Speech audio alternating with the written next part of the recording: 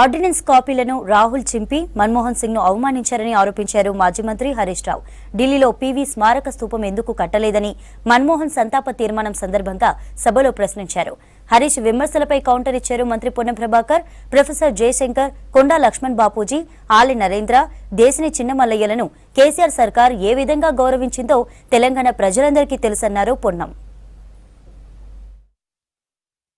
అంటే ఒక ప్రధానమంత్రిగా మన్మోహన్ సింగ్ గారు ఆయన కేబినెట్ నిర్ణయం తీసుకుంటే రాహుల్ గాంధీ గారు ఆర్డినెన్స్ కాపీలు చింపేస్తారు. కానీ అలాంటి సందర్భంలో కూడా ఆయన ఎంత లాయలిస్టు అని నేను చెప్పడానికి ప్రయత్నం చేస్తున్నా అంటే కేంద్ర మంత్రి మండలి తీసుకున్న నిర్ణయాన్ని రాహుల్ గాంధీ గారు బహిరంగంగా తప్పుపట్టిన మన్మోహన్ సింగ్ గారు మౌన మునిగానే ఉన్నారు తప్ప నోరు తెరవలేదు. ఆయన అంత గొప్ప వ్యక్తి అని చెప్పి కూడా ఈ సందర్భంగా నేను గుర్తు చేస్తా ఉన్నాను. అధ్యక్ష, దయచేసి మనం వాగ్దానాలు లేకపోతే మాటలు జరిగినటువంటి ఓన్లీ మన్మోహన్ సింగ్ గారికి సంబంధించి శ్రద్ధాంజలి సంతాపము సభ ద్వారా మనం వారు తెలంగాణ ఏర్పాటుకు సహకరించిన తీరు, వారు ప్రధానమంత్రిగా దేశానికి చేసిన సేవలు మాట్లాడడానికి పరిమితమై ఒకరోజు సభ పెట్టుకున్నాము.